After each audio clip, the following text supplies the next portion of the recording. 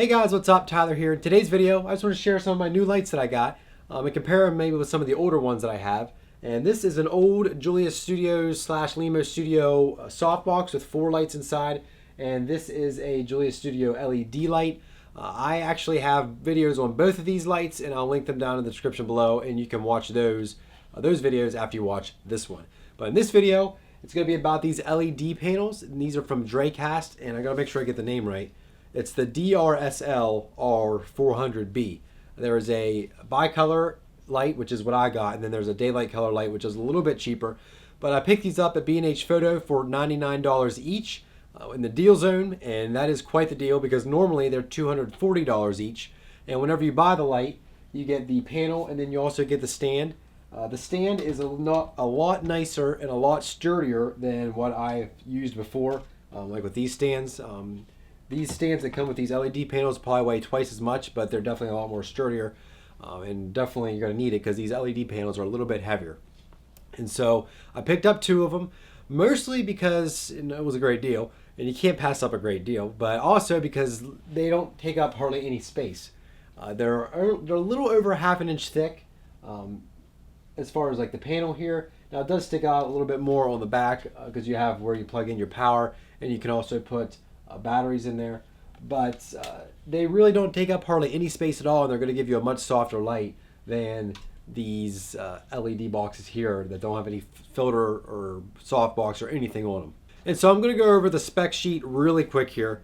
LED beads is 160, the CRI is 96 plus, the voltage is 12 volts when you plug it in, lumens is 2000 lux, the color temperature ranges between 3200 Kelvin to 5600 Kelvin plus or minus a little bit. Power consumption is 40 watts. The size, this is a 10.26 inch panel, I think, but really the actual LED panel itself is 10 inches. And it says it weighs 45 ounces, whatever that is in pounds. I can't do that off the top of my head. And so that's the spec sheet for you, because I know some people are going to ask about it.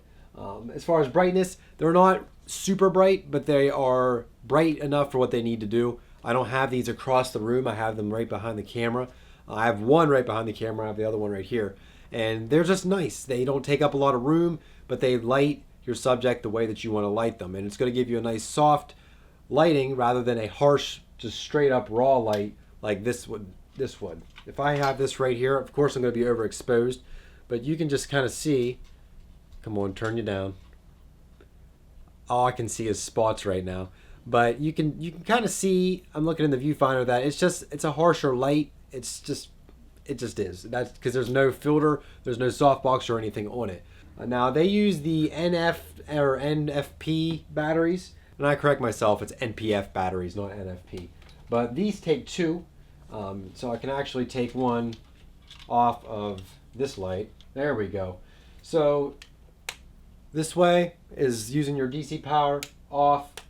The other way, now you're using battery power. So it takes 2 of them, which I guess is a good thing. It's going to give you a longer battery life. But you can do everything you can normally do with it plugged in as you can when you have batteries. Now another thing I really like about these cables is the power cords. They are really long. I measured 18 feet long. So I could have it plugged in the opposite side of the room and run the whole thing and the whole way over here. That's huge for me because I might not have outlets exactly where I'm filming, like right now.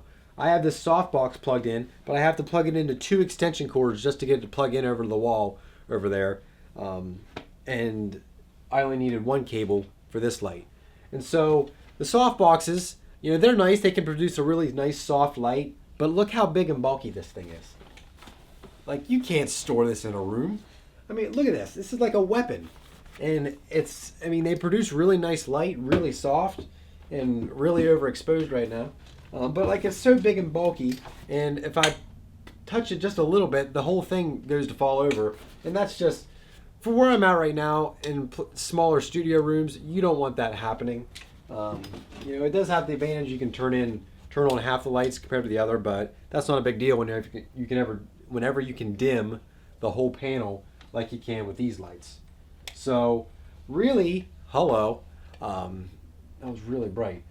These panels, to me, are much superior than this softbox, and especially this little guy. I mean, this is nice whenever you just need to take a little light with you on the go, maybe as a fill light back off, like further back. You can just turn it on, and lighting's not a huge deal. But if you're in a studio setting, like these would be nice to light up your background, not to light up a subject, because you're just going to be overexposed. It's going to be harsh. That's the big thing. This is just the best of both worlds, and I was really pumped whenever I saw Kevin the Tech Ninja share these, because they're really nice lights, solid build quality. Now the nice thing is you don't have to guess what your color temperature is that you're trying to switch to, because on the back you have your tungsten setting at 3200 Kelvin, and it gives you a nice little reading here as to where you're at, so you can see the number change. That way you can dial in your camera, you can dial in your other lights that give you a digital reading of what color temperature. It's just a lot nicer than just trying to guess. Because with this light, I got different sliders, so you can slide in and out to change the color temperature, but you were just completely guessing as to what color temperature this would be.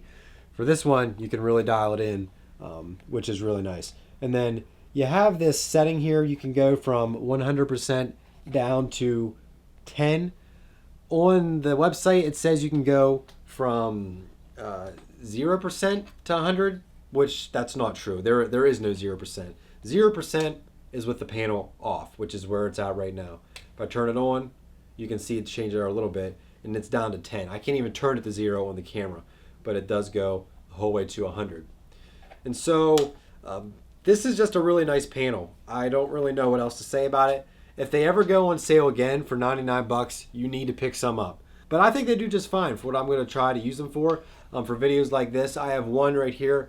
Normally I would have the other one over here. I have the ceiling lights tuned to match these because they're LifeX bulbs.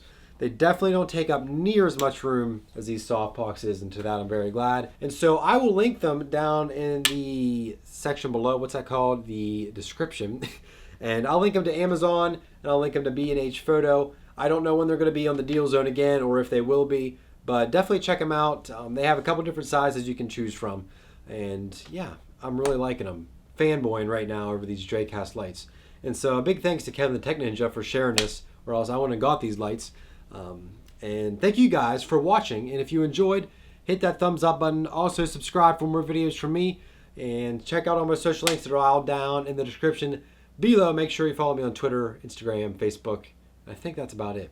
And so thank you guys again so much for watching, and we'll see you guys in the next video.